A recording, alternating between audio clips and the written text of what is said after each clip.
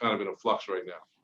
Well, Is that on what the you referred to? real-time crime center, there's 2 additional positions that I didn't hear him mention, so I wanted to discuss the need for those and the cost of them. That's addressing question 7, part of consulting. Chairman, That's also part of question 7. Okay, I'll wait. Thank you.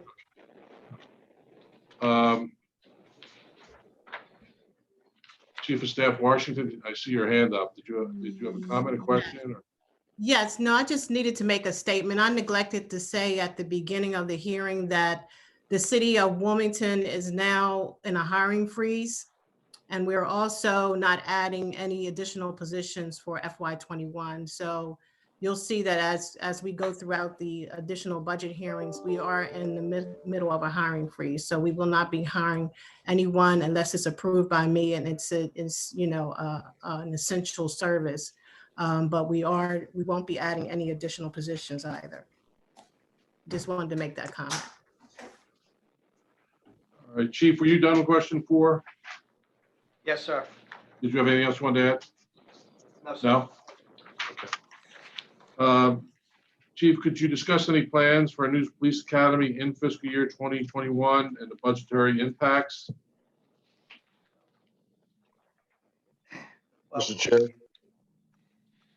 Chairman, on the academy, we've had an application process that was in that we closed out on March 27th. We have 141 applicants. We had a timeline, but naturally, we were going to begin testing for first the physical and then the written test and moving on to all the other phases to identify qualified individuals that could become Wilmington police officers. But that timeline has since been moved back because of social distancing, the need for travel, the ability for our officers to do testing, and also interact with these applicants. So at this time, we are looking at these applicants. We're speaking with them. We're keeping them up to date through Zoom and just making sure that if we can follow through with this process, that they're as prepared as possible to be successful. If you take a look at what our process is about, we're anticipating 15 to 20, but the longer it goes, more attrition. If we stay at our 315 full-time officers budgeted strength, that number will increase through attrition. The timeline, once again, usually takes a year from when you start the process. We were anticipating to have a graduating class on December 18th of this year. Naturally, every month it gets pushed back. It'll move into calendar year 2021. And every month that we push it back, I'm looking at this class. If we are able to go tomorrow, we'd be starting in January of next year or February. If you go to the next page, you could take a look at what the cost for Academy with 15 officers, and it's about $250,000. It would certainly go up somewhat prorate to how many officers that we have, and go up with the amount of recruits that we will put into the Academy. Councilmember Turner, do you have a question?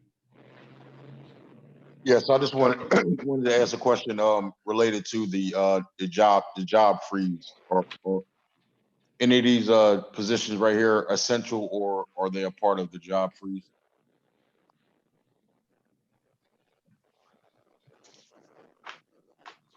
You're referring to The last question that we had when we were talking about positions. the emergency call taker and the community resource officers? Not well, emergency call taker, and I think it was another position, two more positions. I think teleserve operator and emergency operator. Well, I believe these things will be taken case by case basis as far as the necessity when it comes to 911 communications. We're acting at a budgeted strength that we think is the right size for carrying on public safety, and that would be it. Those are the recommendations that we have in place, and we'll be speaking with the chief of staff to see if we can hire them or not hire them. This proposal was put together prior to the COVID, so I'm acting on places where I think we can save, and if this is passed, I believe they're essential, but that's going to have to be another discussion. What as we Chief? see. Yeah, Chief, that question may have been directed to our Chief of Staff to knowing if any of these positions are essential or they're part of the hiring freeze now, since you made your budget prior to COVID. As I stated, Councilmember Turner, in the beginning, we will have discussions with the department heads, and if they deem it an essential position, and then, you know, we're going to take that under advisement. And obviously 911 call takers are essential. I don't see any pushback on that at this time. Okay, so we're Councilmember- saying that none of these positions are part of the job freeze, basically. Well, those particular ones that he just mentioned, aside from the SROs. Okay, thank you. Councilmember Johnson, did you have a question? Yes, Chief Tracy, I as I'm of course going over the budget, you know, I look at every budget line and it's, you know, from my understanding, I believe almost every position in your department is essential. So, or at least that's the way I'm approaching it. And so looking at this, is there any thoughts about possibly, you know, we don't know when the restrictions will be lifted enough to allow a formal class. Is there any thoughts about an auxiliary police force similar to what you have in New York City, or accepting a class that has officers with already law enforcement certifications, something like that? Because I'm just looking down the line, if we can't, you know, have a class start until early next spring, you know, the city's going to be that far behind. So I just want to know if based on your experience in other cities, if that's possibly an option for the police force. My experience in other cities is that what's a little different here, as we have an open application process in these other cities where you take the test and it's an open application process and we work off that. Here in Wilmington, we have an application process, and once it's done, it expires. There's some things that we can always look at and try to change some of these rules that we can keep an open application process open, and then start an academy when we need it, instead of just waiting year by year. And we can have smaller classes to make sure that even 20 years down the line, we're not kicking the can down the road, that when people retire, I'm not going to have a big class of 50, and when they retire, you have to start hiring 50 back. So those are some of the things that other departments do. Yes, the NYPD has an auxiliary police force. That takes time, training, and they would have to go through somewhat of the same type of academy that we have in place. The other thing is hiring officers that have Commission on Police Training certification through the state of Delaware, or other people that we could take a look at. But I know from experience looking at 9 other jurisdictions at this time, and then the surrounding region outside the state, competing against the same pool of officers. We're all competing against them, Councilman, and that's why I wanted to capture this group of 141, close the process, and then get them where I speak to them to let them know where they stand in the process as a police chief, to make sure I'm communicating with them, even if they're not on the job, but to show them the type of job that I'm asking them to come into. But as this prolongs, we'll certainly have to start exploring some of the things that you talked about, and I'll certainly be bringing it to everyone's attention, sir. Okay, thank you. Okay, let's move on, Chief. Discuss the planned use of 2.75 budget in the overtime account categories, and also identify the special events plan for fiscal year 21 and the budgeted overtime impact of those events. Okay, so out of that, next slide, please.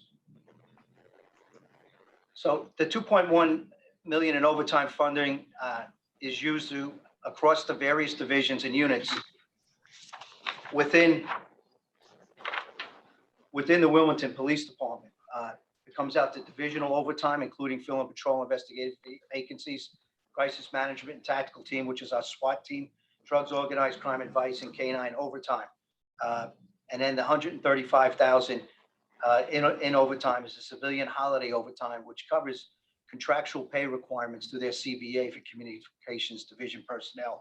And then these are the costs that it's very difficult to, we can manage it as best as possible, but there's unanticipated, but we anticipate how many arrests we make. But overtime use for officers are required to appear in court when outside regularly scheduled shifts, if it's mandated by the Attorney General's office. So that's exactly where we're going. And then when we go into the city-sponsored events, if you go to the next page, these are the listed city-sponsored events: Wilmington Grand Prix, Clifford Brown, 4th of July, Ladybug Festival, Riverfront Blues Festival, Labor Day, Hispanic, St. Patrick's, Memorial Day, and Special Olympics run Over the Edge.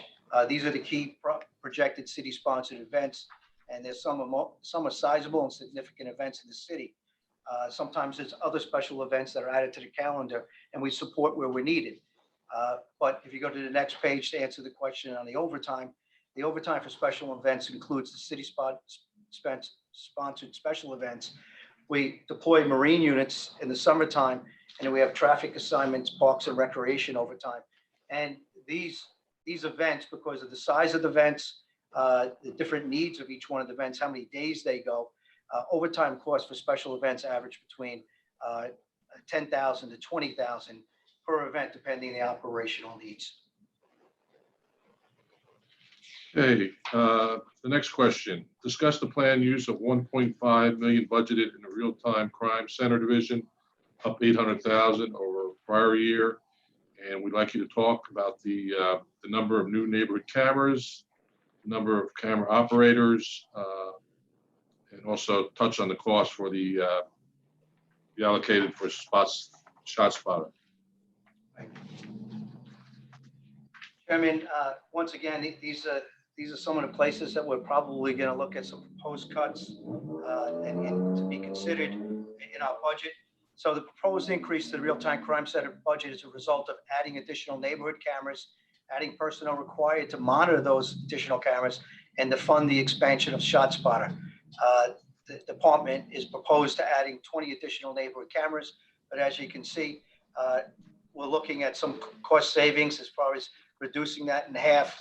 And then these are some of the areas we're going to get into with the overall savings would from where our original budget is and to our post-COVID-19 proposal where we can find those savings. Currently, there are a total of 9 employees from the vendor monitoring these cameras, and there are approximately 95 cameras in the city at this time.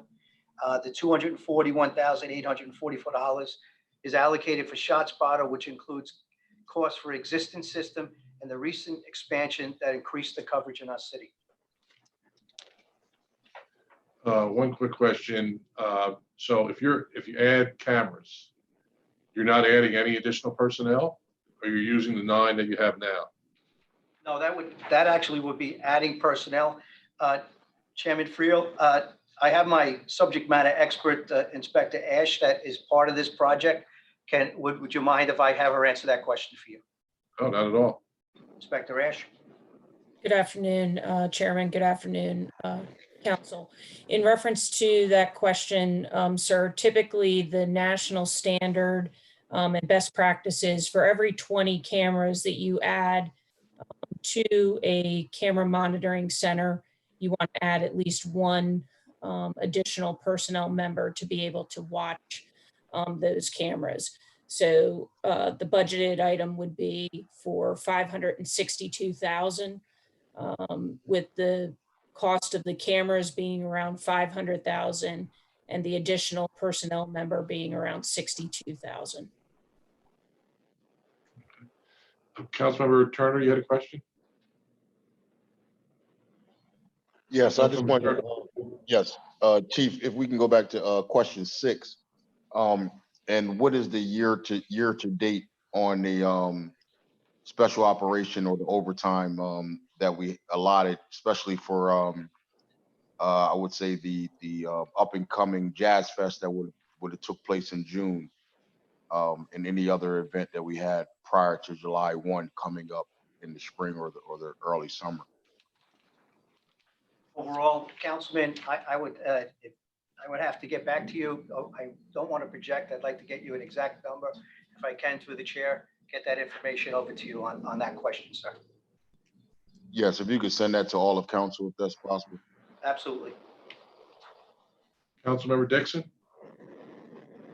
Thank you, Councilman Freel. Just had a quick question on the real-time crime center. So for one, I know you said that the cameras, there is like 95.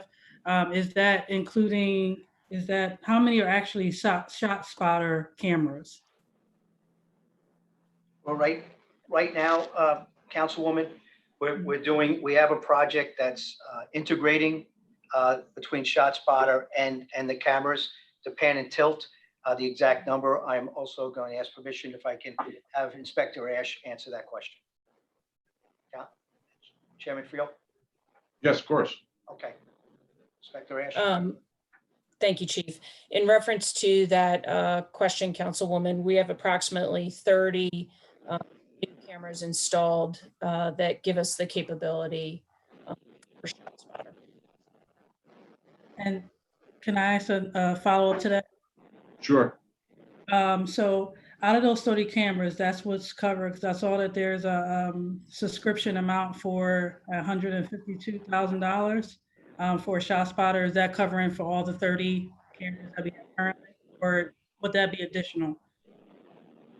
I think there's two, the ShotSpotter, just recently we started integrating the ShotSpotter into the camera system. And Okay. you know, that's a federal grant to the Bureau of Justice Assistance. We were awarded as a smart policing grant. It hasn't been put into every camera, but the ShotSpotter area that's covered is more expansive than those cameras in the city. So it's pretty much covering most of the areas where we're having our issues over. It's an additional 5 square miles now that we have for ShotSpotter coverage, and that we will have ShotSpotter in areas we don't have cameras. Okay. I hope that helps. No, I Councilman- I'm sorry, Councilman Freel. Councilmember Gray?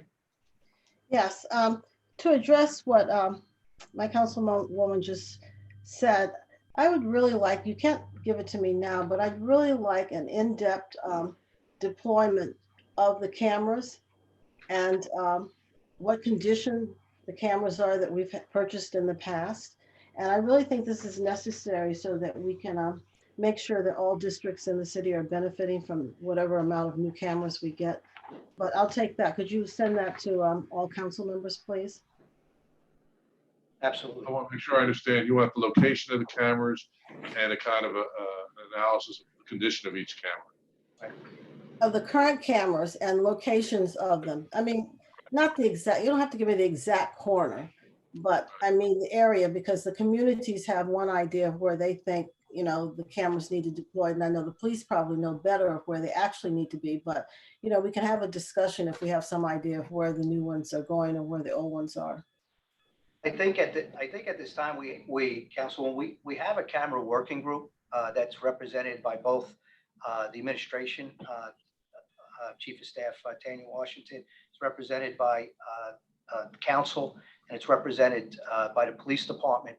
Where we go over those locations and ensure that you're represented in the concerns that we have in that type of forum, instead of publicly talking about where our cameras are and they aren't an exact site. So through that forum, something's already set up, and I'm not sure who's representing the city council at that camera working group, but I can get that name over to you.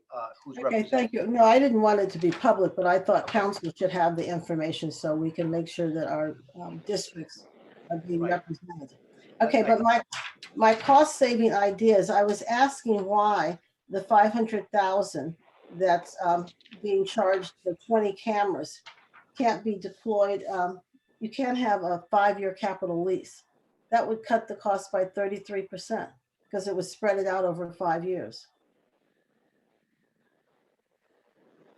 I believe when we're taking a look at this and how I would have to defer again back to the camera working group as far as whether this could be leased or a one-time purchase and then upgrades to it. So if I can, Chairman Freel, I'd like to defer again to my Inspector Ash.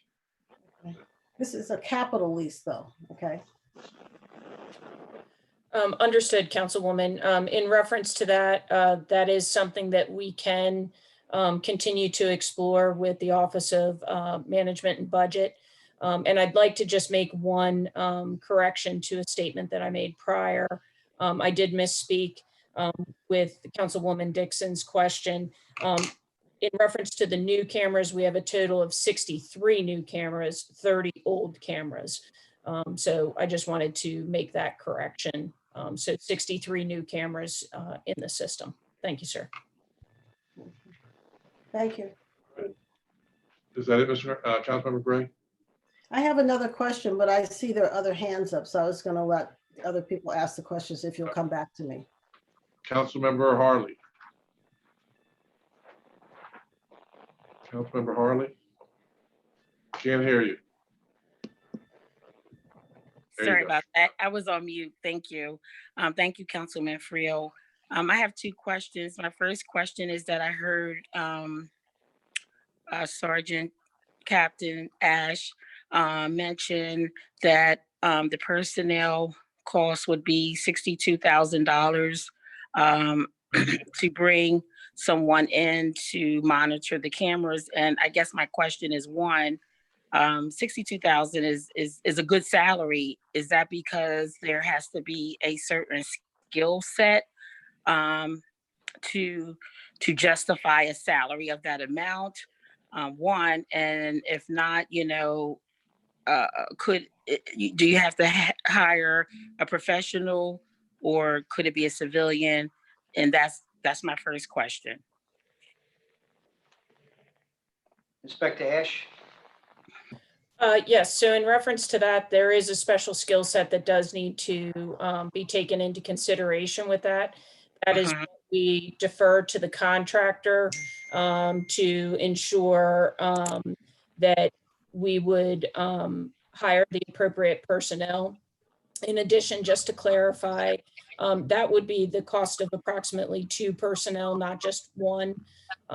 So that's where we're wrapping in those costs as well.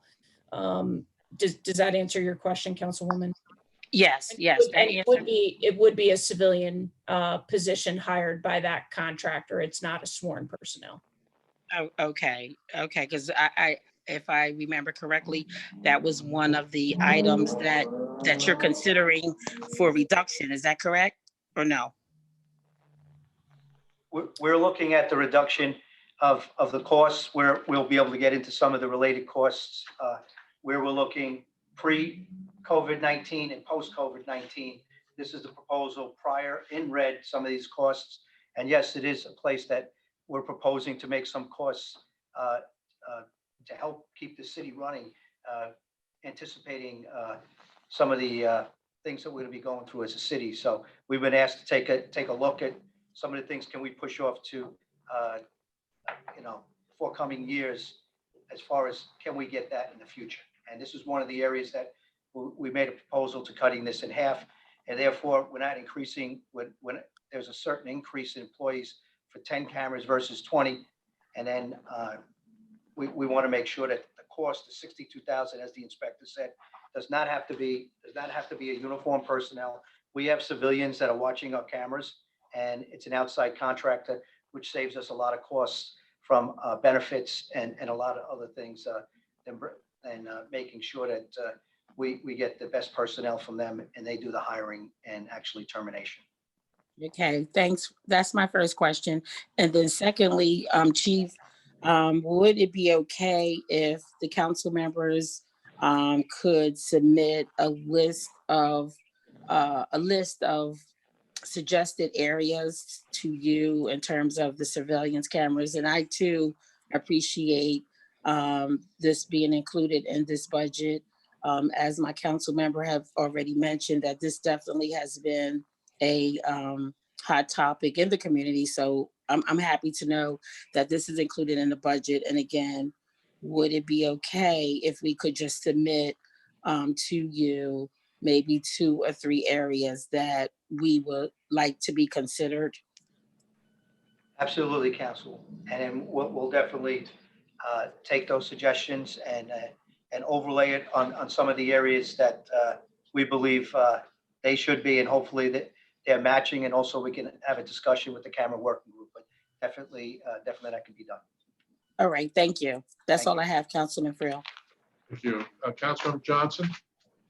Yes, Chief, and I wanted to reiterate Councilwoman Harley's sentiments. I appreciate you taking a deep dive into this, as I know the Real-Time Crime Center has evolved over the years, even since I was dealing with the first version of it years ago. So is there a thought of possibly amending the NC4 agreements and the ShotSpotter agreements to actually just completely have it ShotSpotter personnel deal with monitoring the cameras? Is that a possibility? The ones that are monitoring the ShotSpotter, there's no one really monitoring the ShotSpotter. That's through part of the licensing agreement that we have, and it's based out of outside the state. That immediately, when these receptors, when they triangulate a location, they go into an outside capturing area that deciphers the sounds to make sure they're as accurate as possible to pinpoint it within, almost 5 meters to where the shots came from. That actually comes right back to our 911 center, who dispatches to our officers. But we also have an app that every police officer, including myself, we get it in real time when the shots are fired, and it's actually fed right to us immediately. So no one's really monitoring the shots fired as opposed to the cameras. Totally different job. So having the camera monitors, they're not monitoring the shots fired. They might, the cameras will pan and tilt when we get to that point. And also the people that are in the video monitoring room, they will actually make sure that they're turning out, they're switching to the cameras at a 95 cameras to make sure that they're in that area, and they're prioritizing them up on the screen to make sure that we can feed real-time information to our officers. So there is no one monitoring ShotSpotter. Everybody's monitoring ShotSpotter, and it's part of our license and agreement that this consultant is capturing this and sending us the information back. Inspector Ash, did I capture that okay? Yes, you did, sir. The only thing that I would add, Councilman Johnson, is that the feature that ShotSpotter offers, because to the chief's point, this is software based. This is not where they offer personnel to assist in monitoring. That is why we have to hire an outside contractor to actually monitor the cameras, because to the chief's point, the ShotSpotter is software based and not human based. And just a follow-up question. Since we are looking at a big investment in the camera system, will the hardware be able to be configured for facial recognition software? I've been researching a lot of that recently, and I know a lot of jurisdictions such as DC are moving there, New York. So is it something where we're gonna have to get a whole new system if we want to move towards that, or can we just modify the existing system? What we're doing, Councilman, what we're trying to do and make sure we do, we're using a Genetech camera that's the camera that can integrate best with ShotSpotter. And also, if we ever have the ability to improve on our IT, that's why we're using those type of cameras. And if we're able to get the type of things that you're talking about, absolutely, I'm all for it, because it's definitely going to help us with public safety. Okay, thank you. Councilmember Gray? Yes, I have a question about, we're still in the Real-Time Crime Center with the consultants. Item 10, it says increase to add full-time supervisor and full-time employee. Why is the supervisor an employee under the consultant line? And the other part of that is there's 370,000 for 2 individuals, 185,000 each for those positions. I'm not, can you please tell me the page you're at so I can better On understand the question? page 10 of 21, under general fund.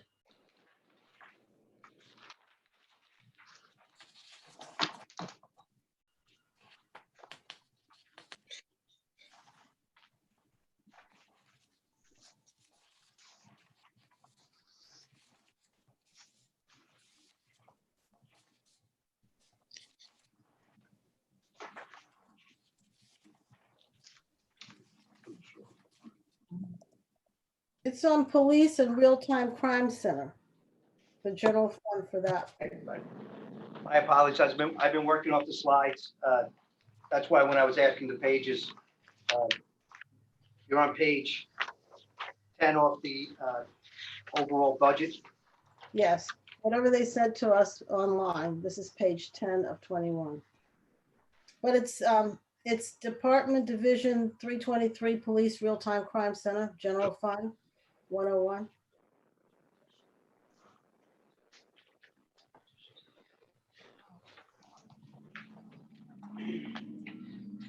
This It's was the I same page that the cameras are on. So Inspector Rash, this is the thing that we're actually looking to cut, because this was to be a supervisor.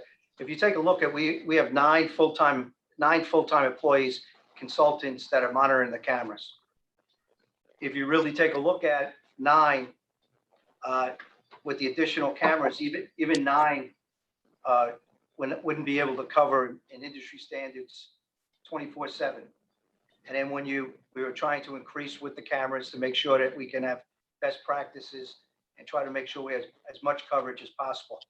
This increase to 1 full-time supervisor was also consultant add to be able to supervise them over 7 days a week, and 1 full-time employee for the additional cameras that we were getting in. So Inspector Ash, can you just add to that, please?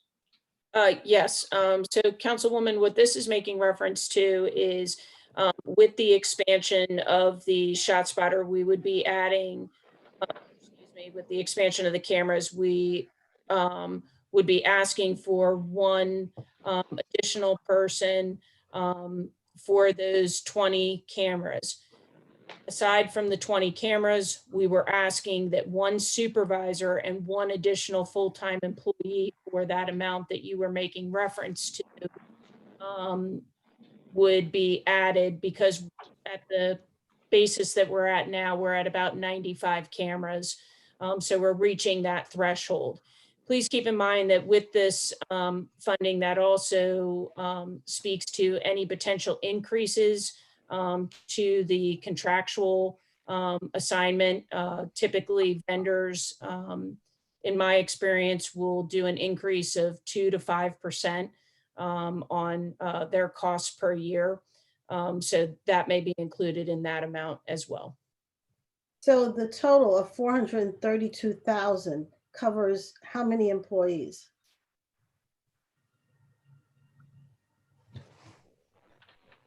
Chief, I don't know if Nellie can speak to the exact number. Because the line 20 says staffing to cover 20 additional neighborhood cameras per Tracy for 62,000. But then above that, there's 370,000 for a full-time supervisor and 1 full-time employee.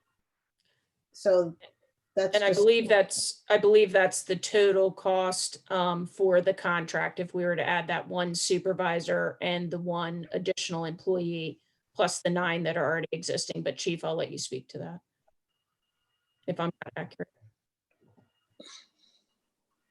I want to make sure that I give you a good breakdown on that, Councilwoman. So I'm not going to project here. I'll break that out for you, and through the chair, I'll get you an answer on that question for you. Thank you. Thank you. Okay, Councilmember Oliver.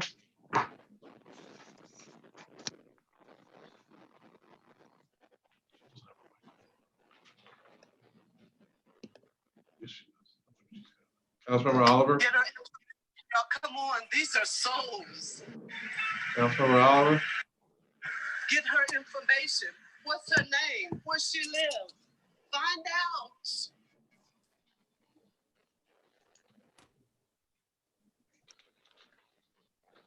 All right, we're going to move on. The next question, discuss the 497,000 budgeted temporary salaries for crossing guards.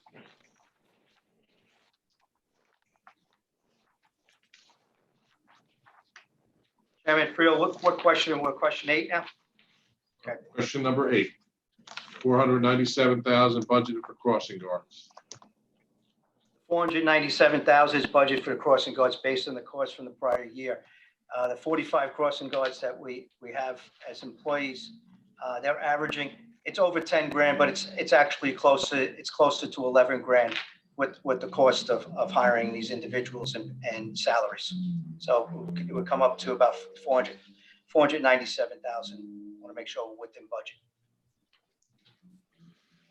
Discuss the planned use of $402,000 budgeted between uniforms and ammunition, up $128,000.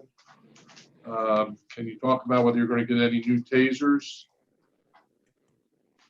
Yes, sir. If we go to the next page, it starts to break out our uniform-related equipment. And then here's the breakdown. And then when you look at the 151,000 in taser equipment accessories, it's issued to the majority of the police officers, 80K for a 5-year contract service. We're in year four or five, and 71,000 for 30 new tasers for the police academy. To try to get to that point, we also were able to decrease our ammunition line for the range and 3 cycles practicing de-escalation and firearms control from $150,000 to $100,000 a year. So obviously, if you don't move forward with the class this time, there wouldn't be a need right now for the 71,000. No, there wouldn't, sir. Provide an update on all authorized and received grant funds for fiscal year 19 and 20. Specify available funds if approved for the body camera grant, specified time frame. Next page, please. So, Chairman, these grants cannot supplement the operational budget. As you go through the line, you can see as we list them, starting with the Fund to Combat Violent Crime. That's a grant that we have to use each year, and it's automatically an amount is given to us. We just got to apply for it. As you can see, 403,000 has been allocated, and our balance is 23,000.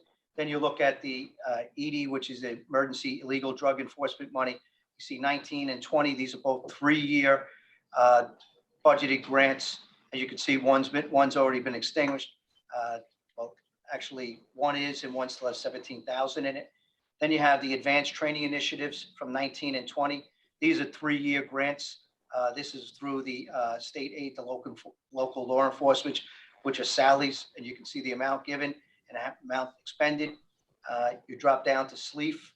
The SLEEF funds are Special Law Enforcement Assistance Funds, and these are all things that we compete against all the 49 other police municipalities in the state, and then they really go by the size and your need.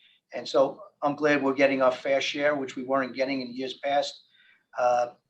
SLEEF funding, as you can see, the initiative, training initiative, DNA testing, hostage negotiation equipment, shotgun upgrades, robot upgrades. These are some of the things that were already resolutions that we proposed to the council that are approved. And then as you go down, you got some federal grants. The Burn grant, these are 3-year grants for the cold case investigators, and it goes into 19 and then 19 high intensity drug trafficking area. You can see we expended them. And I think I believe the FYI fiscal year 19 HIDER, will start to be enrolled into the HIDER ATF bit force, which you can see that we've been allocated 53,000. That's going to be coming back again, hopefully.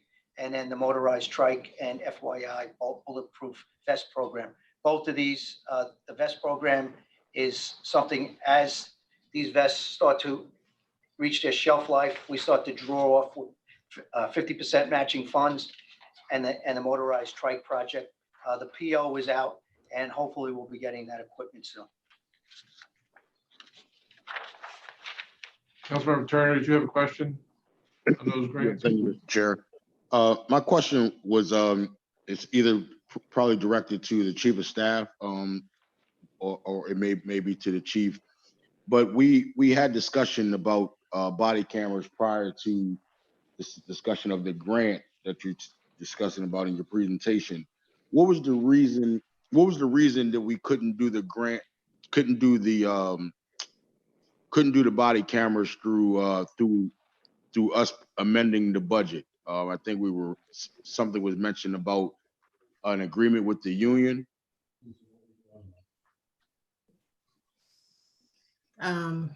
You want me to take, I can take part of that. Councilmember Turner, part of it had to do with the actual cost of it. The reason why the chief went through the grant process is because the grant would pick up the bulk of the cost. And if we would have just amended the budget, then it would have been on the city to have to cover the entire cost of the cameras. And it would not have been offset by any funds outside of the city. And as I understand it from the chief, it also, with purchase of the body cameras and instituting that program, you also would have to add some personnel associated with that. So it was never. And also, you're right, there is, we have to have a conversation with the union on the actual policies and rules behind the body cam. So I'll let the chief speak to that.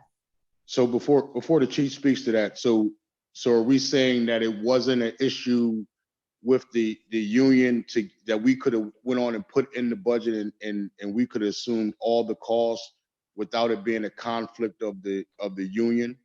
No, we haven't settled that issue with the union. Chief Staff, hold on one second, Chief Staff.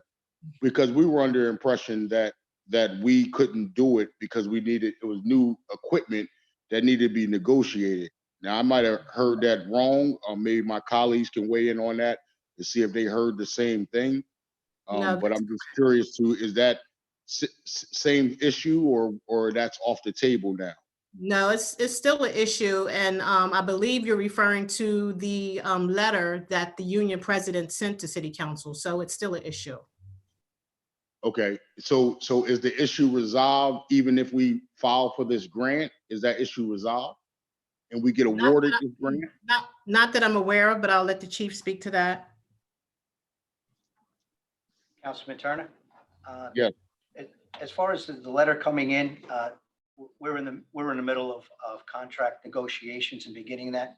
And then also when that letter came in, anything that we negotiate with them, the head person is Director Charlotte Barnes, who is actually heading that and is leading the charge as far as negotiating with these cameras. And it really is coming down, these body worn cameras, it's coming down just stipulations of discipline of when they're used, when they're not used, and what type of discipline or education process will be in place. And I know that's also something that was starting to be discussed or potentially. And then, of course, with this COVID-19 and extraordinary situation that we're in, a lot of things have been pushed back. But it's something that we're going to continue to do, take a look at, see if we can get a resolution to that.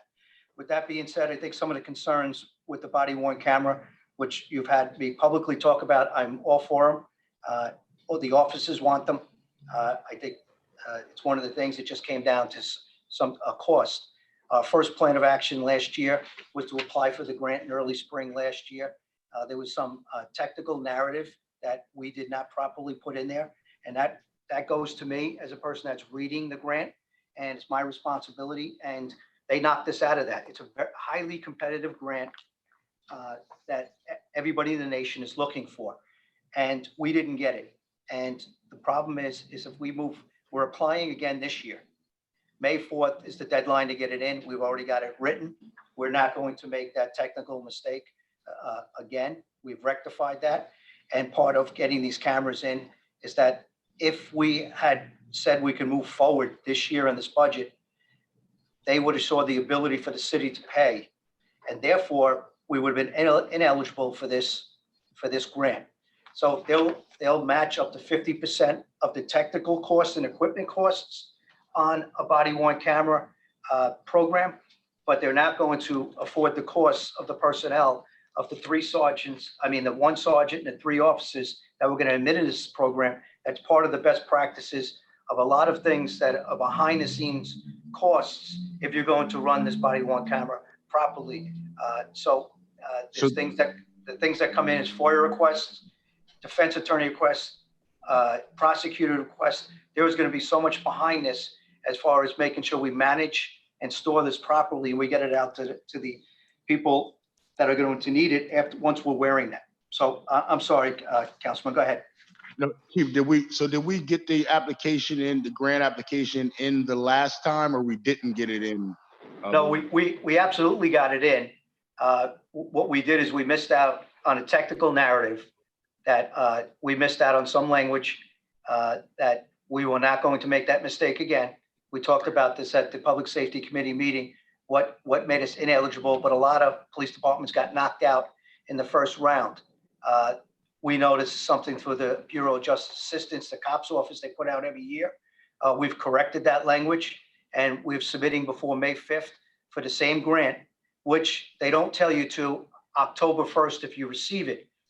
My caution is that if we put the money up front and we could show that we can afford these cameras without this grant, that we'll be ineligible for this grant through the BGA because we showed an ability to pay for this. And I think that's something that was one of the debates. Do you want to take the chance of trying to get this grant again, or do you want to put all this money up front and then you're ineligible for the grant?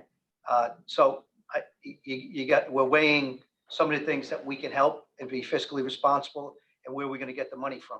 So I think that's a lot of things that went into the decision.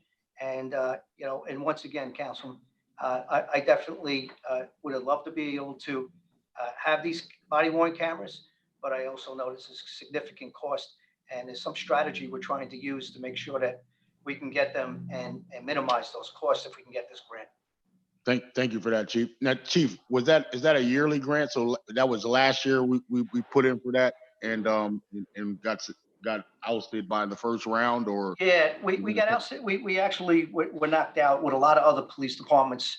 But even if we got that last year, we wouldn't have been able to start implementing this, be awarded the contract, and we'd be awarded the grant. And then we would have to do a budget amendment to make sure that we can come up with the matching funds, and then a budget amendment to increase our budgeted strength. So we probably would have had to done that if all things being perfect, getting the grant, we probably would. They tell you you're not notified if you receive it until October. So that would have been of October of 19. And then we would have had to come back before the council with a budget amendment asking for all these things, but at a lesser cost than fully funding it on our own.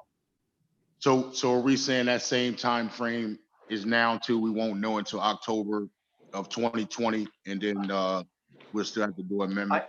I would hope it would happen earlier, Councilman, but I just want to manage everybody's expectations that they're telling us, and what we know when they were awarded this grant to some of the municipalities throughout the United States, that it didn't come out till October.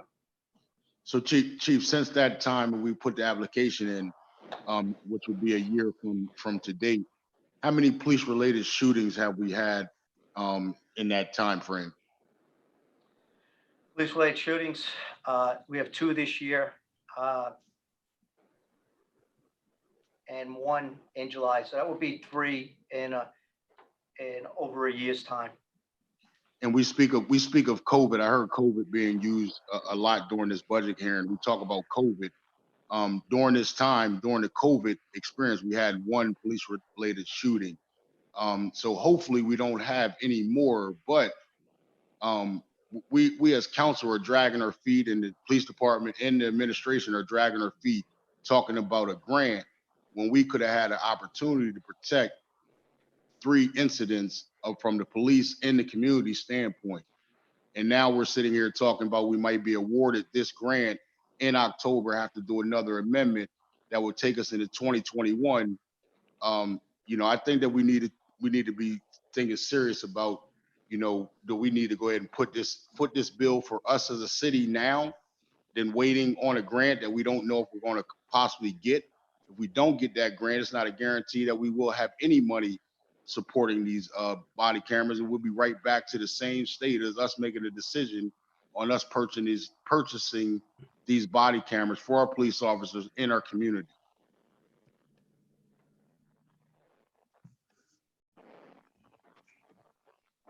Councilman, I'm not sure if that was just a statement or. Yeah, it sounded like a statement to me.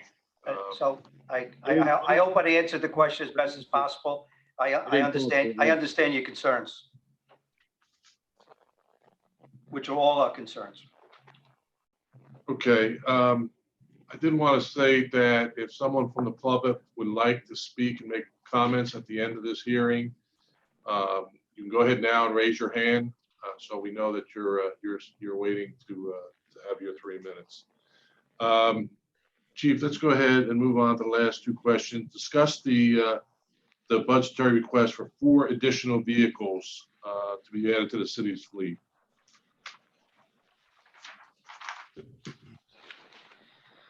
Chairman, we were requesting these additional vehicles that actually expand out, I think, over a 5-year course, but what these 2 vehicles, 4 vehicles requested. We also looked at, this is a place that can we look at trying to avoid post-COVID, looking to find additional savings in our budget. This was basically, we were asking for 4 additional vehicles for our criminal investigation division. We currently have 26 detectives when there's 12 vehicles assigned, but different shifts that they're using them. Sometimes 3 or 4 detectives are sharing a vehicle. And under this methodology that I was able to bring in as far as the type of policing and intelligence-led policing, I have detectives going out more and more scenes than ever before. Both for, I call them failed shootings when nobody's hit on shots fired. I have them going out on all these things because that's just going to be another retaliatory shooting. So I want our detectives investigating each one of these cases as if somebody had been shot, because there might be retaliation. And we're getting great success in lowering the amount of shooting incidents and also apprehending offenders who are actually, we're capturing shooting at these incidents before anybody's shot, so they can't get a chance to retaliate or do a shooting again. And then doing the canvases in the neighborhood to show, hey, we do care, and we're actually using the detectives more in an operational manner. So we requested 4 vehicles. We requested more, but after the chief of staff said maybe 4 you can have, maybe we'll try to put that in the budget. Came back again the other day and we said this is probably a savings that we can come down. If they had to write 3 or 4 deep, we'll get by. But I was looking for, just for if there's several different scenes happening, which has happened to us even as recently, I can get my detectives there in a timely manner, because time is essence when it comes to any investigation. And the first minutes, first hours are critical. So we'll continue to try to improve on that, but we were only asking for 2 vehicles. Now, we're asking for 2 now, proposing from 4. And can you discuss any requests you have for technology equipment? Yes, Chairman, we requested 14 additional Surface Pro tablets for detectives of the Criminal Investigation Division and the investigators with the Office of Professional Standards. Once again, this goes through the whole methodology. I don't want people to have to come back and forth from scenes, from interviews. If they can get more done out in the field, there's more of an omnipresence, more time saved, more things that are critical to investigations. And my investigators, I talked about the criminal investigation side, what I'm expecting from, but everything's about integrity and our internal affairs and our legitimacy of a department. I wanted to offer the same thing in my Office of Professional Standards, because they are going out doing interviews where they're actually interviewing people when it comes to civilian complaints and obviously internal investigations of our offices. Okay, and of course, the last question is the organizational charts, which council can review at their leisure. I'm going to ask once again, is there anyone from the public that would like to make comment in regards to Wilmington Police Department's budget for fiscal year 2021? I'm not seeing any hands. I hope I'm doing this right. Okay, that concludes our hearing for the Wilmington Police Department. Chief, I want to thank you and your staff for coming in, answering all our questions, and for the service that your entire department performs for the citizens of Wilmington. You're greatly appreciated. Thank you, Chair. We're going to take a break. We're going to take a break now. We're going to come back at 6 o'clock, and we'll hear from the Wilmington Fire Department. Thank you all.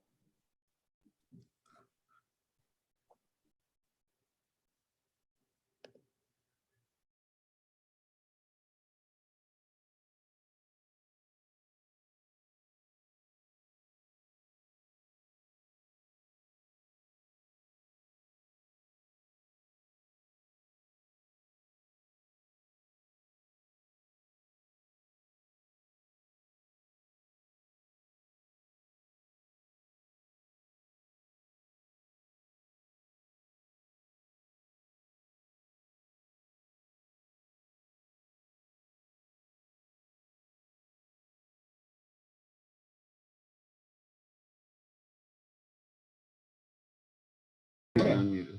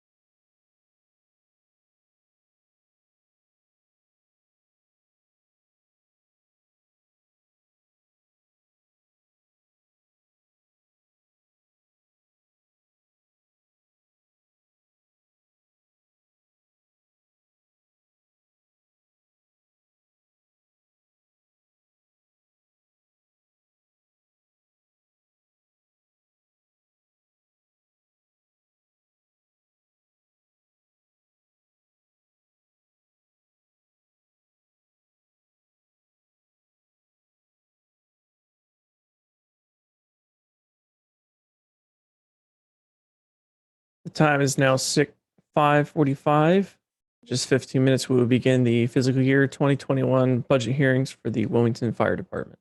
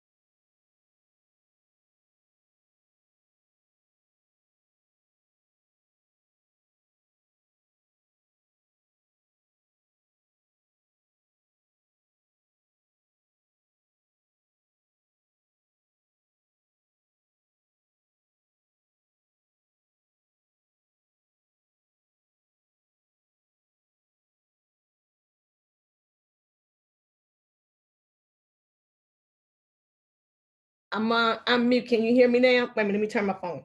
Can you hear me on the computer? Yes, we can hear you. I can hear you now, yes. Okay, I'm good. Okay. All I'm right. good. Yeah. Now, you know how to raise your hand? Yeah, I have all that now. But it wasn't the mic wasn't hooked up on none of them computers. That's what it was. And I had left my cord home.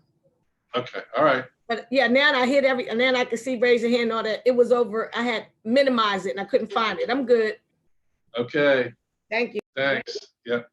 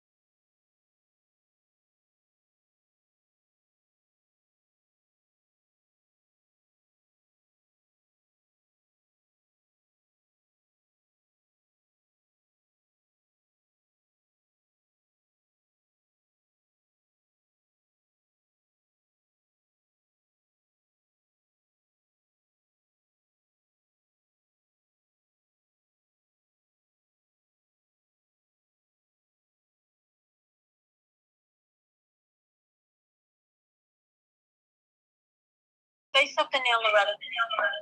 Now, okay.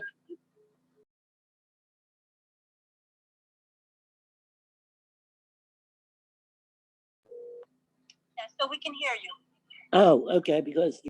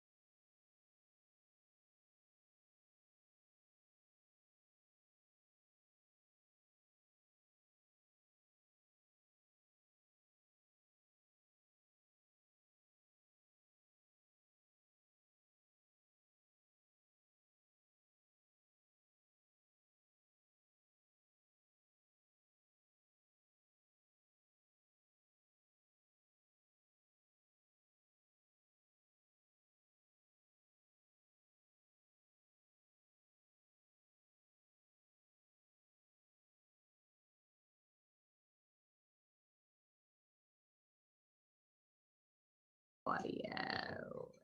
Time.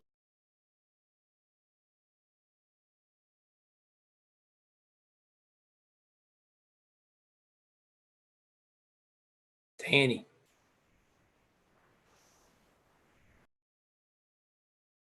Oh, can you hear me? Is that you, Greco?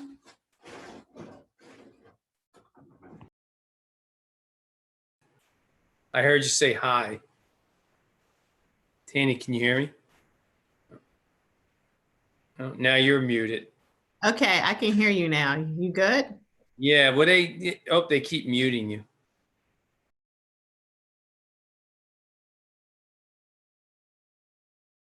The time is now 5:55. We will begin the fiscal year 2021 budget hearings for the Wilmington Fire Department in just 5 minutes. Thank you.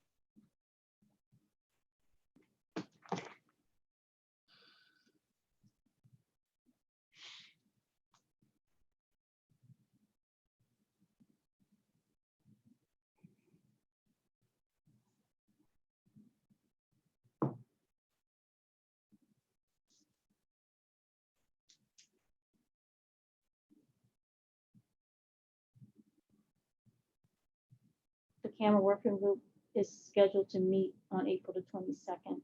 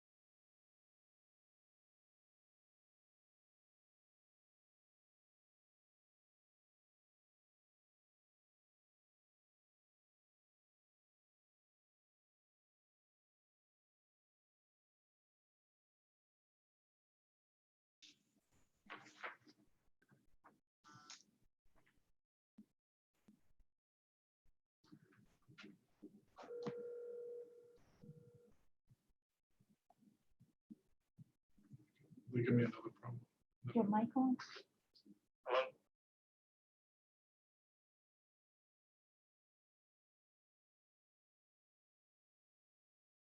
Your mic, okay.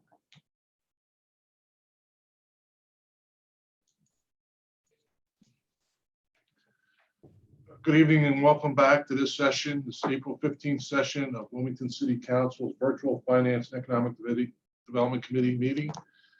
We just heard from the Wilmington Police Department for their fiscal year 21 budget. And next we're going to hear from the Wilmington Fire Department. First, I'd like to acknowledge council members that are joining us. Council President Hanifa Shabazz, these won't be in any special order. Councilmember Linda Gray, Councilmember Loretta Walsh, Councilmember Michelle Harley, Councilmember Rashima Dixon, Councilmember Yolanda McCoy, Councilmember Zanthia Oliver, and Councilmember Chris Johnson. Just quickly go through the format again. We'll have a brief presentation by the Office of Management and Budget, and then we will turn it over to the Chief of the Fire Department for any presentations, and then we will get into the questions and answers for the Fire Department. We have a time limit of 90 minutes for this hearing. Once again, I'm asking council members to keep their questions to budgetary matters. Any programmatic or constituent issues can be addressed in other forums. Any questions that we don't complete in the time allotted, council will have the opportunity to review the response by the department and follow up with our Chief of Staff, Marshall Basnight, and the department director. At any time during the hearing, citizens can raise their hand, and at the end of the hearing, they will be allotted 3 minutes to speak. I do ask that they keep their comments to the budget that we are reviewing. I believe we're also joined by the Chief of Staff for the Mayor's Office, Tanny Washington. All right, so at this time, I'm going to go ahead and turn it over to the Office of Management Budget for their presentation. Good evening, Chairman Freel and council members. Again, just before we begin, I want to remind everyone that. Just go ahead and introduce yourself, Rob. Oh, hi. My name is Rob Winkler. I'm the Assistant Budget Director. Okay, so again, just want to remind everyone here that the budget details that we're going to be presenting here are based on the original budget, which was developed prior to the COVID-19 pandemic. So the chief will be discussing any revisions to that during his presentation. All right, if we could move, thank you. The FY 2021 general fund budget, as you can see, is 26 million, which is down $147,000, or about 0.6% from the FY 2020 budget. Personal services, which account for about 85% of the department's budget, are up $21,000, or about 0.1%. However, material, supplies, and equipment is down by $183,000, or more than 20%. Total staffing is 161 FTEs, or full-time equivalents, all of which are in the general fund. 156 of these are sworn personnel, and there are no staffing changes for FY 2020. All right, if we could get the, thank you. Okay, so let's drill down a little bit on the major funding changes for FY 2021, beginning with personal services, specifically the salary increases. So for FY 2021, we've included a placeholder 2% COLA. Combined with steps and the related changes, this results in an additional cost of $349,000. Note, however, that this does not include the cost of the proposed Local 1590 contracts, which are currently in arbitration with the Public Employment Relations Board. So offsetting these salary increases are almost $325,000 in net benefit savings. The largest component of this decrease is the state pension contribution pass-through, which is budgeted to decline by over $1 million. This is due to an equal and offsetting reduction in the pension contribution revenue pass-through, which is provided by the state. So due to this reduction, the city needs to make up the pass-through revenue loss by increasing its own pension contributions, which leads to the second item here, a $680,000 increase in the actuarially determined old pension plan contribution. Okay, so moving on to MS&E changes. The largest of these is a $137,000 reduction for one-time items that were completed in FY 2020, which includes the outfitting of fire engines and ladder trucks. Similarly, the budget includes a $55,000 decrease in consultant costs, mainly due to the completion of the biennial promotion process, which was budgeted in FY 2020. And finally, overall debt service decreased by $42,000. Which is mainly due to the savings from the proposed refinancing of existing debt. So that actually concludes my summary of the fire department's FY 2021 budget. If you have any questions, I can take them now. Okay, I want to go ahead and welcome Chief Michael Donahue and any staff that he has with him at this time. Chief, are you with us? Chief, I believe you're muted. Yeah, just getting used to these types of meetings. Good evening, Council Chair. Good evening, Council. With me tonight, I have my Deputy Chief, Gabe Pabone, my Battalion Chief of Support Services, Carl Ziffel, and my Deputy Chief of Operations, Jerry McCaffrey. Okay, I guess we can just get started with the first slide. Yes, sir. Go ahead and move forward. Okay. Okay, the vision of Wilmington Fire Department is the vision of Wilmington Fire Department to continue to provide the citizens of the city of Wilmington with the highest level of life safety, emergency services, and property preservation. This will be accomplished through intense training, public education, prompt response, and compassionate emergency care. Over the past few years, or over the past year, we've done considerable things to improve our services, and I will be hitting on a few of these. Our top three priorities Secure funding to continue the renovations to all city fire stations.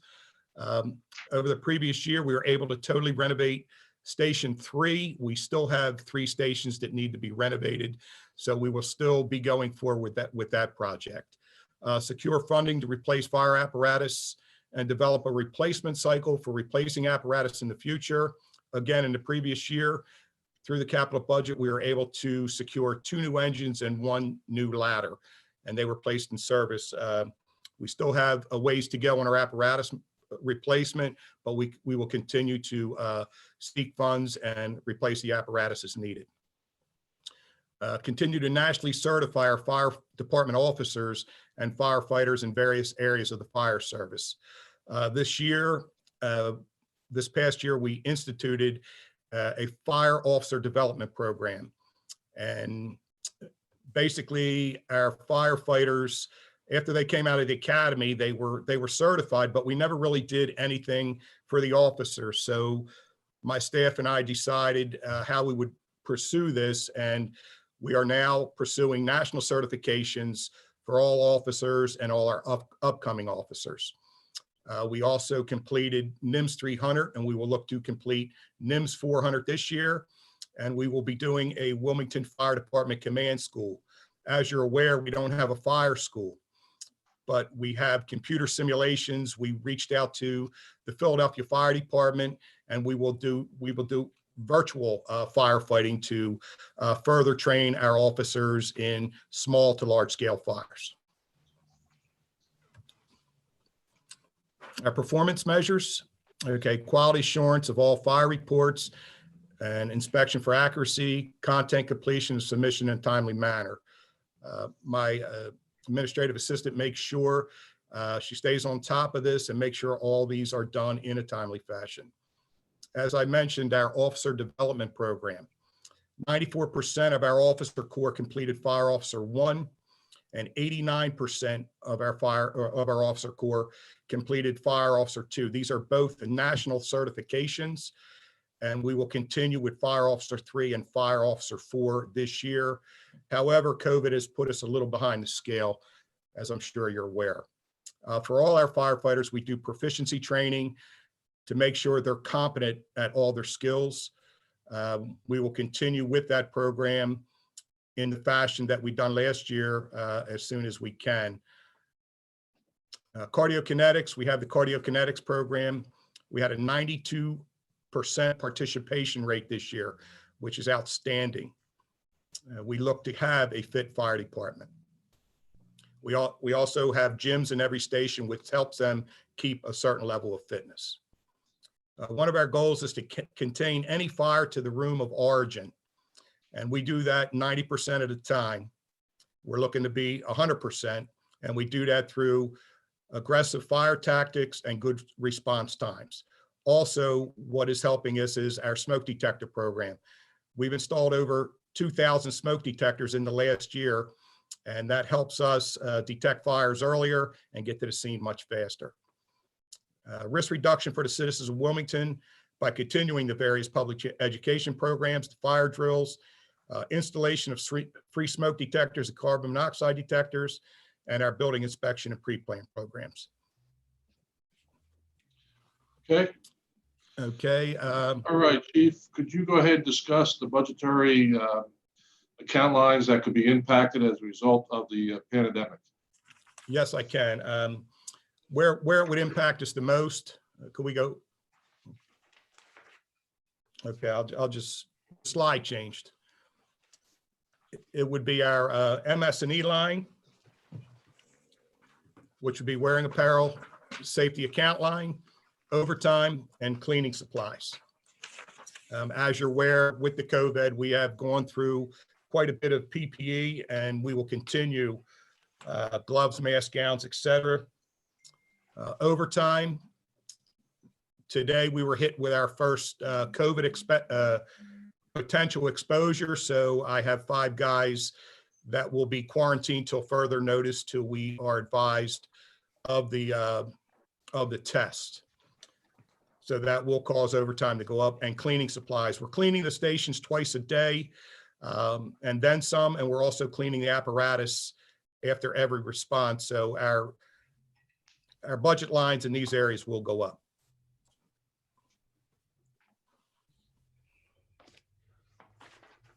Okay, this, I don't know if Rob's going to handle this, if he's still on. Yeah, he's still on. Rob Winkler? Yeah, so I actually believe we also have these marked out in most places in the subsequent slides as well.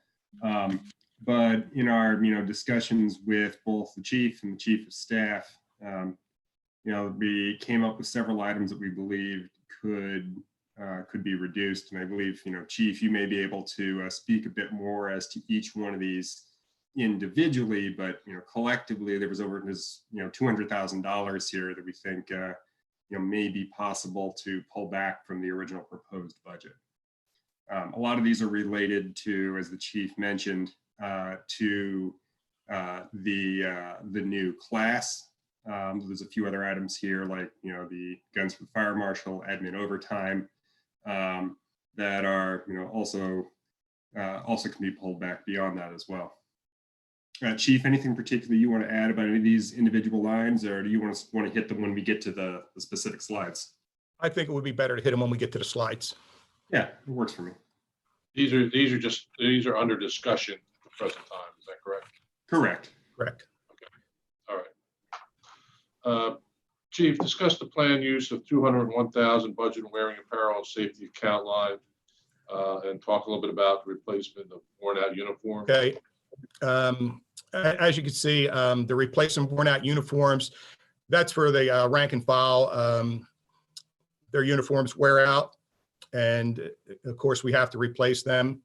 We lost our manufacturer, so we've seen a substantial increase. So we switched vendors, but we have to have the uniforms. Recruit class uniforms, this is one of the items that can be reduced. We're looking to take everything for the potential of having a recruit class, and we would use grant and aid money to purchase the uniforms. The replacement for protective equipment for firefighters, and that's all the PPE, gloves, hoods, boots, things like that, that just wear out over the course of what they do for a living. The protective equipment for the recruit class, again, $103K. This is also something that we would use grant and aid to purchase. Protective equipment for the fire marshal, that's just some of the things that they need to do their jobs. Certified police officers, new holsters, things like that. And the replacement of handguns for the fire marshals. We can hold off another year if need be, and that's another area that can be reduced. Okay. I see a question by Councilmember Oliver.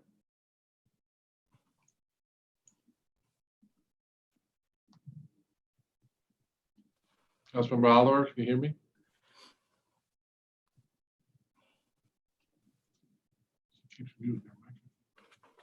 But Go ahead, Councilmember Oliver. what is going on? Can you hear me now? I can hear you. Go ahead. Oh, okay. No, I was wondering what happened that we moved the uniforms from the US to China. I mean, what caused the fire department to stop getting the uniforms from the United States, and they went to China? I'm going to have Chief Zippo address that question. He's our support services chief. Good evening. The uniforms had to be moved. So our manufacturer was in the United States. It moved to China. And the result of it moving to China ended up in a 3 to 4 month lag time for ordering uniforms, which would be totally unacceptable to us. So we asked manufacturers, and we switched actually to a manufacturer located in the United States. Okay, thank you. I also want to acknowledge that we've been joined by Councilmember Vash Turner and Councilmember Trippy Congo. Okay. Discuss the department's authorized strength, specify fiscal year proposed authorized strength, fiscal year 20 actual strength, Specify any plans for a fire academy in fiscal year 21. Okay, as you can see, our authorized strength is 156 uniformed firefighters. Our actual strength as of today is 141 due to, as I stated earlier, 5 COVID exposures, 2 COVID-related pre-existing conditions, 3 vacancies, 3 long-term injuries, and 1 long-term sick. So that's what puts me down to 147. We are planning to have a fire academy. Presently, I'm officially only down 3 people. The trigger for the class would be 8, but we are planning on it. We're projecting some retirements. However, with COVID, there's been some uncertainty with some people, wives losing jobs and things like that. So I don't have a firm number. Projecting the class, if we hired 8, we would hire, or if we hired 10, we would hire 5 over for attrition. And as I talked about before, the uniforms, the protective gear could be reduced through grant and aid money, the training, 45K, and the hiring process, an additional 4K. And that's what the class would cost. Okay. Discuss the planned use of 1.2 million budgeted for overtime. Specify if any stations or engines, I think you've already talked about this, have been impacted by COVID-19. Okay, I will touch on it again. The overtime is for all of our overtime. Fire suppression, based on vacation, sick, parental leave, COVID, whatever it may be, and also for our administrative staff when an academy is in session, and for the fire marshal's office who do various inspections and investigate fires after hours. The plan if a station or engine is impacted by COVID. We do have a plan. If a station or an engine is infected, that's secondary to the actual personnel. But as what happened today, as soon as we were notified, the members were taken out of service, sent home for a 14-day self-quarantine, or until we hear about the testing, whether the testing was negative. The station and all apparatus and equipment was sanitized immediately with a SteraMist machine, which sprays a hydrogen peroxide solution, and that was performed by our partners at St. Francis Hospital. We do have a CFO plan, a special support emergency fire operations plan. If our staffing levels fall below sustainable levels, meaning I lose a lot of people to COVID. There's 2 levels, and right now we are not even close to one of those levels, but if we fall to certain numbers, basically we would change their shift to a 24/48 instead of their current 24/72 work schedule. And if it fell even farther to below 100, we would go to a 24 on, 24 off, which would significantly increase the amount of overtime we'd have to pay them. But right now, we're doing okay. We only have 5 that are affecting us. Councilmember Johnson, you have a question? Councilmember Johnson? Councilmember Johnson? Gotcha. Sorry about that. Gotcha. Yes, Chief. And I think that the public is always, knowledgeable about, I think police safety, but do you have these numbers at your fingertip about what the fire incident rates are over the past 2 years? Are they improving? Are they staying the same? Are they getting worse? Just to give an idea on just how effective your fire marshal's office has been, because I know they've been out there, they're doing the carbon monoxide, program. And so is there any way you can quantify that, just the fire incident rate this past fiscal year versus 2 years ago? And well, where we are total incidents are on the rise, but that's mainly due to the medical aspect of the service. Fires are down. I don't have the numbers at my fingertips right now, but I can say there is a correlation between the efforts of the suppression members and the fire marshal's office putting in all these smoke detectors, fires are definitely down, and I can get you the numbers for that. Okay, yes, that would be great, Chief. And so, in terms of the fire marshal's office, is the program where they go to the actual scene of the fire, is that a new program? Well, are you talking when a working fire happens? Yeah, after the fire, because I even my own neighborhood, I recall, you know, maybe 1 or 2 months ago, they came knocking door to door, and it was nice to see. Yeah, we do that. We have 2 programs. We have the Sound the Alarm program, which we will saturate an area of the city, and we will go door to door and put up smoke detectors. And these events, sometimes we'll put in 500-600 smoke detectors in one event. We had one planned for next week, but we had to cancel due to COVID. The other program we have is called Operation Recheck. Anytime we have what we consider a working fire, we go back to that neighborhood and we saturate a 3-block by 3-block area, go door to door, put in smoke detectors if they're needed, and also drop informational packages off with door hangers with information in a bag. And now we're also doing that with our interest card for people who would be interested in becoming firefighters is also in that packet. So fires are down, but we will be doing Operation Rechecks and Sound the Alarm as soon as we can. Great. Thank you, Chief.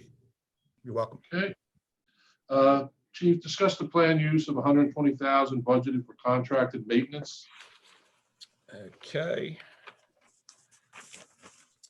The repairs to equipment, that's basically our SCBAs, our breathing apparatus, the compressors we have to fill those breathing apparatus with air, our ladder testing, all our motor vehicle rescue equipment. It all has to be serviced, and we have that under contract to be serviced to keep it in tip-top shape.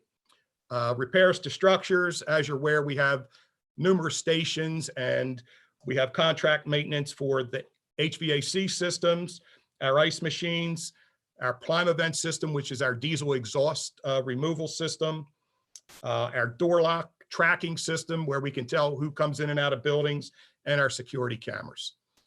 We have $30,000 for our marine units. We have 2 boats, which have to have annual maintenance. Our bigger boat is a little more expensive. It has to be pulled out of the water. It has to have the jet serviced. It doesn't have propellers. It's kind of like a gigantic jet ski. So we have to have a special service on the jets. And we have to replace what's called the zincs, the sacrificial metal, so it doesn't attack the motor or the boat itself.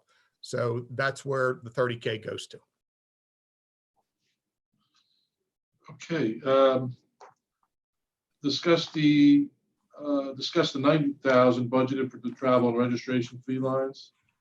Yes, the new recruit class, the 35K, that's something we can reduce if we use grant and aid.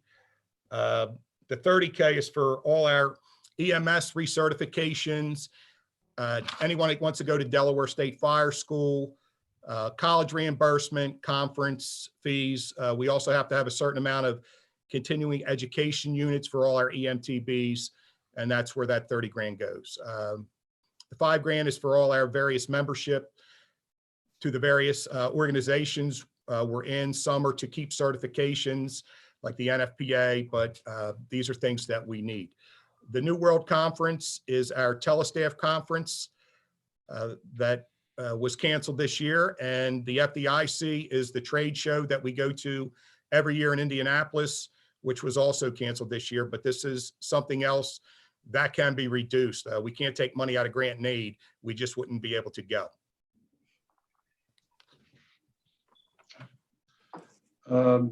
Discuss the planned use of $50,000 budgeted for budgeting the consultant account line. Okay, we have 2. Our cardiac kinetics program, which I talked about. We go to Kinetics. Each member goes individually. He has to go through a series of exercises, and he gets a physical, kind of like it's almost like a stress test when you're on a treadmill, but he can get a physical workout prescription from Kinetics to help him keep himself in shape. So We do that, and we've been doing that for years. Target Solutions is something new for us. It's used to manage many of our online education programs for fire training. It houses our departmental calendar. All our departmental forms are on Target Solution, and we can send informational messages to our members when they're on duty or off duty. So it's a great program that gives us a lot of versatility.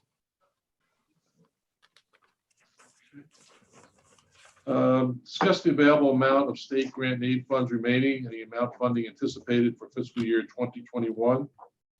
Okay, as of today, we have 700,000 remaining in grant and aid, and has to be used for specific things. And this is the grant and aid I'm talking about that we could fund the majority of that rookie class through, and that would be about I believe it was $165,000. It is unknown if we'll receive any funding this year with what's going on. It's hard to say. Last year we received 201,000, but it's uncertain if we'll receive anything this year. Chief, do you have to encumber that 700,000 by any certain date? No, sir. Do you have any requests in this year for state funding, state bond bill money or anything? We were looking at money for an engine. Okay. I don't know if we'll be successful with that. Discuss the plans for promoting the Fire Explorers program, specified number of participants in the last 2 years. Okay, we kind of scrapped what we were doing with the Fire Explorers and how we recruited firefighters. We weren't getting the numbers that we were happy with. So this year in October, we came up with a recruitment team. And it's a diverse team of firefighters, officers to attract city residents to join the Explorer program, and also to attract city residents to join the Explorer program and the ranks of the Wilmington Fire Department. In the past, we only recruited when we needed to recruit, and our numbers just dwindled. We weren't very diverse, so we decided we had to take another look, and we put together a plan. Again, I discussed this in one of the committee meetings. Our goal is to attract city residents to join the fire department. We have over 80 interest cards already, and we haven't even started technically recruiting due to COVID. We are putting the final touches on our website for the recruitment process. That was also backed up, but we have started the videos, and we are putting that website together, and hopefully it will be out May 1st. The present number of recruits we had was 13, and only 3 of them were city residents. Now, is this the group that, what are they, 16 and older? 14 to 20. And with a 14-year-old, it's not somebody that we could push on to the fire department. So the Explorers isn't really the answer, what we're looking for. We have to attract more people than just 13 Explorers. So we've already had a couple events canceled. We're looking into doing some things online, recruitment sites that are online to try to start recruiting people. But we have a good plan. Actually, one of your staff members, Rahima Jabbar Bey, sat in on a meeting, and she was help to us in coming up with some various ideas on how to do this. Councilmember Oliver, did you have a question? Yes, can you hear me? Yes, Yes, I I can. can. Okay, I was wondering how many, when he said 3, he said only 3 so far from the city? Yes. 3 recruits from the city, and I was wondering, with the total number of interests that you have, how many are diverse? I don't have that number in front of me. It's probably about 50% from what I recall. I was wondering, did you reach out? I spoke to Earl and Ashley, Earl Cooper and Ashley in the mayor's office, and they said they were interested in assisting since they work with the HBCU organizations and go out to the various high schools. Have you been able, if anyone on the Explorers team been able to reach out to them, since they are automatically already impacted with X amount of youth that they work with? Well, one of our first places we were going was Howard High School, which was late last month, and that was canceled due to the COVID. But we have a plan to talk to schools. People are actually going to go out to these schools and recruit. We're also going to use websites and various social media ways to recruit people. Okay, Mr. Chair, just a follow-up.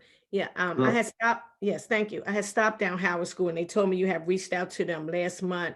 I was just a little disappointed that you didn't stop in a little sooner, since we discussed this last year on the budget, that y'all would be doing some recruiting. We knew this was coming. I found it a little disappointing that y'all just stopped in Howard, which is a close, close proximity school, that you would follow up just last month. I found that a little disturbing. But I would like to give you credit for the smoke detectors. A lot of individuals in the 3rd district were very pleased with the program that you did with the smoke detectors and the carbon monoxide. I received several letters. I wasn't able, I didn't send them over to you, but I did respond to them. So I think with the smoke detectors and the carbon monoxide, your office did a great job with that. And I did see you guys out in the streets on the boots, with the boots on, knocking on doors. So, kudos to that. But I think you could do a little better with just some recruiting. We will do better, and we will continue with our detector program. And when we do that, council will be emailed to where we're going to be when we do our large sounding alarm programs.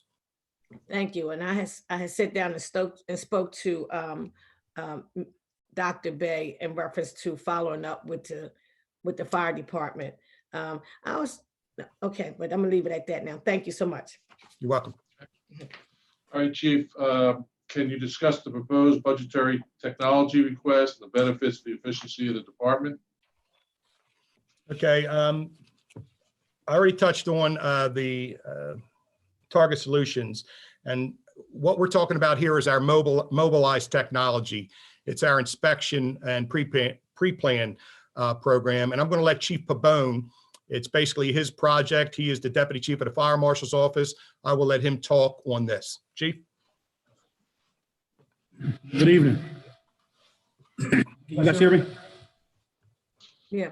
Excuse me, sir. Okay, so as the chief stated in one of the first slides, one of the performance measures is to help reduce the risk of fires to all citizens,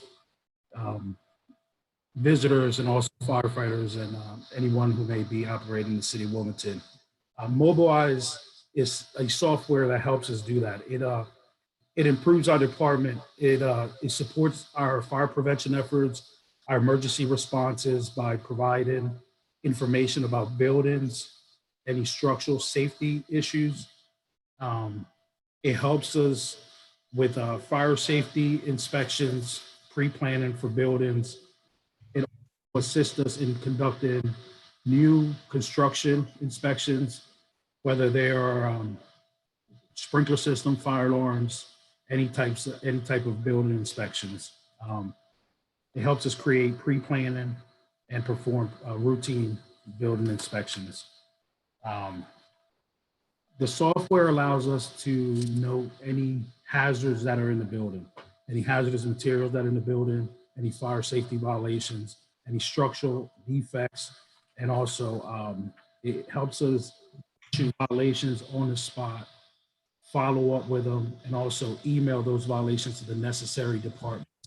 Some of the type of violations that we issue range from business license permits, obstructed means of egress, fire protection systems that are not being maintained. Daycares, all of our daycare inspection is inspected through this software. Just to give you an idea, last year we went live with Mobilize July 1st, And to date, we did 1,500 inspections using mobile eyes. We were able to issue 1,200 violations, get those violations corrected. And it gives our guys a tool to do these inspections in real time from any device that has web access. Okay, that concludes the questions that we submitted. Councilmember Oliver, do you have a follow-up? Yes, thank you, Mr. Chair. Just a follow-up, I was wondering why a lot of businesses, business owners I spoke to in the past say they prefer to go to Newcastle County because the city fire department is just too hard on them. When I'm downstairs and people are trying to get their business license, and I mean, I hear it all the time. Is there a reason that a lot of people prefer to go to businesses prefer to go to Newcastle County because they stated that the fire department is just too basically nitpicking with businesses, and a lot of them have transferred down to Newark or Newcastle? Chief, you want to handle that? Yeah, I don't know why they would. I don't know why they would feel that way. I think we have this. We have the same exact system that Newcastle County. Actually, we're a little bit easier because license and inspect. First of all, we don't issue business license. We work with license and inspection. The fire marshal's office do. We do the inspections and put stuff for life safety. So businesses in the city of Wilmington have to be open based on required codes, which are Newcastle County codes, state codes, and national codes. So the same codes that they have to follow in the state, they have to follow in the city. So I'm not sure why they prefer to go to the state in the county than in the city, because they have to abide by the same code. So, you know, the code is in black and white. The code is the same code. We don't have any different, any harsher restrictions in the county. So, you know, you know, if you do have those issues, I just, you know, please ask that you have them reach out to me, and I will try to assist them, because we're in no way in the business to not allow businesses or detain or delay businesses from open. I am a business that wants to operate in the city has an open door policy with me, and I will help them and walk them through the process and able to get that business open in the city. Okay, thank you. Just as a follow-up, which you just said, with you, it's not with you, it's with the department. And I was just following up. I'm just a voice for the people. I have heard it on several occasions for many years that the fire department, I know you don't give out business license. I'm speaking on behalf of inspections and people trying to open businesses. And I'm just a voice for the people. So okay. I'm just letting you know for FYI that people, business folks now, I mean, it's, you know, these are business folks who say they prefer to go to Newcastle, they prefer to go to Dover or Newark, because city of Wilmington's fire department is known for holding businesses up. So I just wanted to put it out there. I mean, you know, I'm sure you're doing a good job, but I just want to let you know. Okay.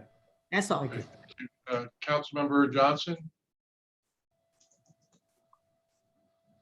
Yes, thank you very much, Chairman. I think this question could be probably answered by Deputy Chief. Just to follow up on the Fire Marshal's office. I know we have talked, Deputy Chief, about this same issue. Is there another addition to mobile eyes that will actually allow us to have real-time access to where the current sprinkler permits are and whether they're compliant or not? Because I know that's been an issue we've discussed in the past. And is there something, not saying it's going to be this budget cycle, but next budget cycle, you know, is there something that will allow us to have that real-time access? Therefore, maybe freeing up your staff to actually focus on the real fire problems that we have in the city.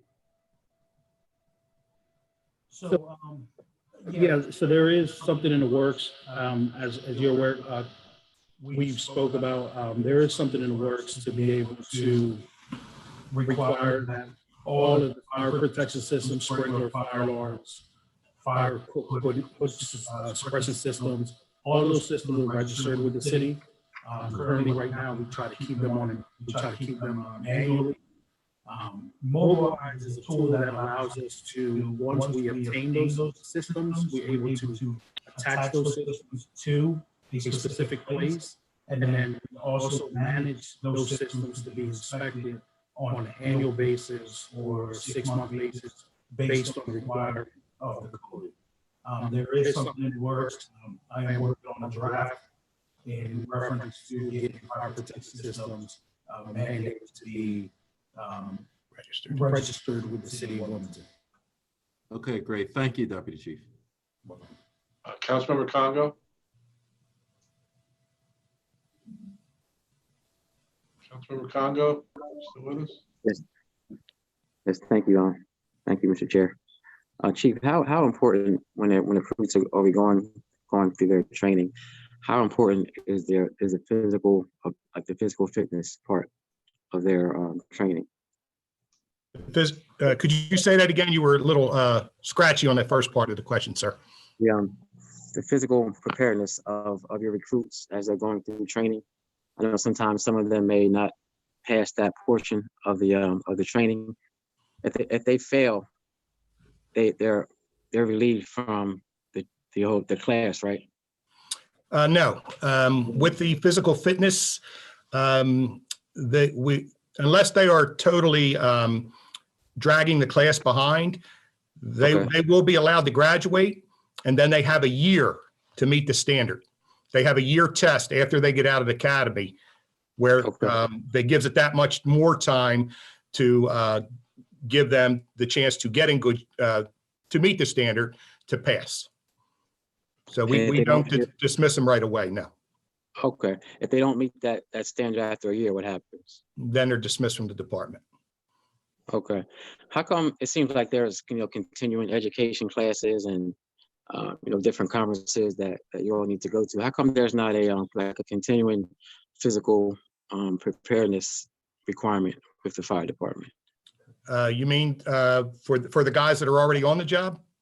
Yes, because they have to be physically prepared to to become a firefighter, and it seems like that part of their training is kind of left behind. Although they still have to have continuing education, CEUs, whatever is necessary to maintain their fire status, but except for the physical fitness part. I hear you, sir, and that is something that would be contractual. If we had a physical fitness program that they had to maintain a certain level, that would be something that would have to be negotiated. However, there is physical fitness equipment in every station. Every station has the same amount of stuff. They get time to work out, but we do not have a standard for the guys that are already on the job. And that's something that would have to be negotiated. Okay, just a follow-up, Mr. Chair. Yes, sir. Do firefighters have to annually get continuing education credits? For the fire portion, no. For the medical portion, yes. But we have instituted the officer development program, which it's pretty intense, where these are national certifications and you go to school for quite a bit of time. There's homework, there's a lot of things. So that is improving our officer corps and our future officer corps. Okay, and all firefighters have to do that annually? Once you get the certification, you don't have to recertify or anything like that now. But this is an ongoing program. As guys come on the job, they'll go through the same training regimen. And we also do hands-on training also to make sure that they're proficient with their job, which is all the hands-on training is the physical part of the job. Yes. Okay. And just another follow-up, Mr. Chair. Yes, sir. I heard you mention earlier about continuing education classes or CEUs. Who does that pertain to within the fire department? That pertains to our fire marshals, and it also pertains to, I would say, about 90% of the department for their medical training. We have to have CEUs, continuing education, and recertifications for your EMT because it's a national certification. So we must do that, or you lose your certification. Okay, but that's not contractual. No, but I can't remember what class it was, but you have to keep your EMT status as part of your employment. So you have to go through that research cycle. How I come believe it that's goes not, back to 2001. okay. How come that part is, but not the physical ability part? Again, that would have to be negotiated. I guess that's my question. How come that doesn't have to be negotiated, but the physical fitness part does? Well, That's something. the EMT portion is through a national organization, and that is their requirements that we have to take continuing education and recertify every 2 years. Okay. That is mandated by the pro board. So has there been any discussion around, just modifying the contract so that physical preparedness is a part of the contract? It's been talked about. It's been talked about over the years, but it's never been agreed upon. Okay, can you give us an update why? Is this a proper plan for that? It just hasn't been agreed to. Okay. We can probably talk about that later at a committee meeting. All right, thank you. You're welcome. All right, Councilmember Oliver. Thank you, Mr. Chair. This is my last question. Has the test part of the application been reviewed? That was one of my main questions. I'm glad you brought that up, Councilman Congo. I know the testing was questionable. The fire department was put out. Have y'all had a chance to review the test that y'all are giving to the explorers or whoever are trying to participate to become a firefighter? Have y'all reviewed that test? Because I mean, in the past, I spoke to Job in the past and various other firefighters who currently work for the department and who have retired, that the testing was extraneous and it was for someone who was becoming a chemist. And I don't know, because I've never seen the test, but I'm just wondering, have y'all had a chance to review it? Because I mentioned this on the last budget. Okay, first of all, we do not administer or write the test. We have a vendor that is, they design tests for police and fire. And we are looking at various vendors for the upcoming test. Yes. May I follow up, Mr. Chair? So my question is, have you reviewed the test from the last budget hearing when we discussed this before? As I stated, because I looked at the numbers of the diversity and the participation of individuals who were accepted in the fire department. Have y'all reviewed that test? Because I heard it was only 2 out of 13 or whatever that number was, 2 minorities, I think 1 Hispanic and 2 Blacks or something of that nature. But I spoke to 2 of the parents and both of the parents said that sons had problems with the math on that test. And I was just wondering, have y'all had a chance to review it? Not who the vendor is, I'm just asking you a question. Have you even thought of collaborating a team to review it, or however that goes? Again, the test was a general aptitude test. Of course, I didn't take the test, but it's designed for entry level. And what I think is hard, or what isn't hard may be hard. And that's why we are looking at it. And that's part of our recruitment team. And that's why we're looking at different vendors. We're also reaching out to other departments like Philly and Camden to see what they're doing. Thank you. You're welcome. Councilmember Harley. Yes, thank you, Councilman Freel. So I was just listening to that conversation, and I would just like to offer a little bit of feedback as it relates to the composition of the test. One way that you can get some feedback is to put a survey out to the fire, the firemen that are currently working. A survey just gives you feedback. It doesn't mean that you're going to change anything. It doesn't mean that, positive or negative, but it can definitely offer you information that you wouldn't typically. Hello, are we still there? Okay, sorry about that. So I just wanted to offer a suggestion in terms of the test, since Chief, you haven't seen the test or reviewed the test, but I think you could get a very good gauge on what people think about the test. Do they think it's too technical? You know, when you think about being a fighter, I wouldn't think that, you know, having a background with science, technology, engineering, math, you know, would be required, not too extensive. So I just thought that that could be a suggestion to put a survey out to the current firefighters. Thank Good you. point. Good point. Understood. Okay, once again, I'll ask the public if they, let me see, I think we have something. Okay. We're going to start the public comment section, and the first speaker is Mr. Owens. Mr. Owens, I want to remind you, you have 3 minutes, and I'm going to ask you to keep the topic to the fire department's budget. Thank you. Can you hear me? Yes, sir. Hi, everyone. I just want to say thank you for allowing me to speak. My name is Kobe Owens. I'm a resident of the 1st District, and I just want to speak to the Fire Explorer program. As a person who went through it for 4 to 5 years of my life, it's an amazing program that gives young inner city children hands-on experience with both the physical and mental aspect of what the fire department has. During my time there, I worked my way up as deputy chief. And during that time, we did outreach to community centers, to schools, but also partnering with other the volunteer fire companies to bring just more awareness to this in different districts, school districts.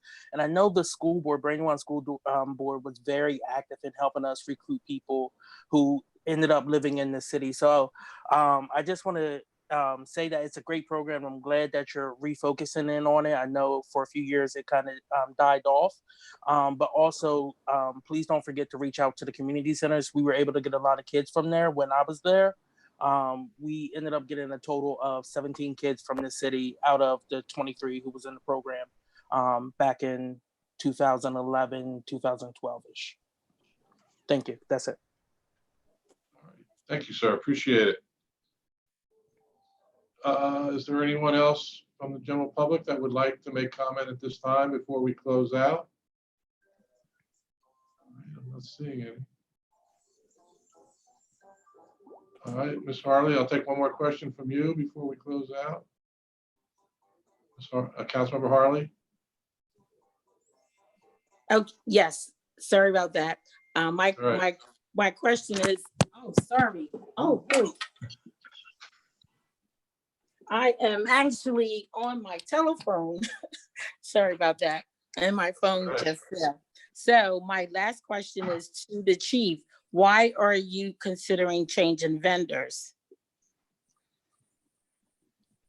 We're just looking at different vendors, different testing agencies, and we're looking at other departments that are experiencing similar problems with diversity. Okay, which is good and great. So I think this discussion that we're having in terms of, you know, timing, if you think that it would add value to get the survey out, so while you're looking for different vendors, you may want to incorporate some of your suggestions in terms of the feedback that you get and the findings that you get from the survey. That's all I wanted to say. Thank you. Thank you very much. You're welcome. Appreciate it. Okay, Chief, we appreciate you and your staff coming in today and answering all our questions. And I just personally want to thank you and the entire fire department for the service you provide to the city of Wilmington. It's top notch, and I don't think anybody can argue with that. Thank you, Mr. Chair, and thank you, Council. At this time, we have a very busy 10 days coming up. Starting Monday, April 20th, we are going to hear from the License and Inspection Department and the Real Estate and Housing Department. On Wednesday, April 22nd, we will hear from the Mayor's Office of Economic Development and Parks and Recreation Department. On Thursday, April 23rd, we will hear from the Audit Office, the Human Resources Department, and the Law Department. And then on Monday, April 27th, we will have revenue projections, and then we'll hear from the Finance Department and the Office of Information Technology. Then on Wednesday, April 29th, we have the Planning Department and the Public Works Department. So we have a busy 10 days coming up. All those hearings will start at 4 o'clock. I want to thank council for their participation today. I'm sorry for the late start we had, and we'll try to get that corrected before the next one. But this concludes this hearing of the Virtual Finance and Economic Development Committee meeting for Wednesday, April 15th. Thank you. Thank you. Good job, Bert. Thank you. Thank you.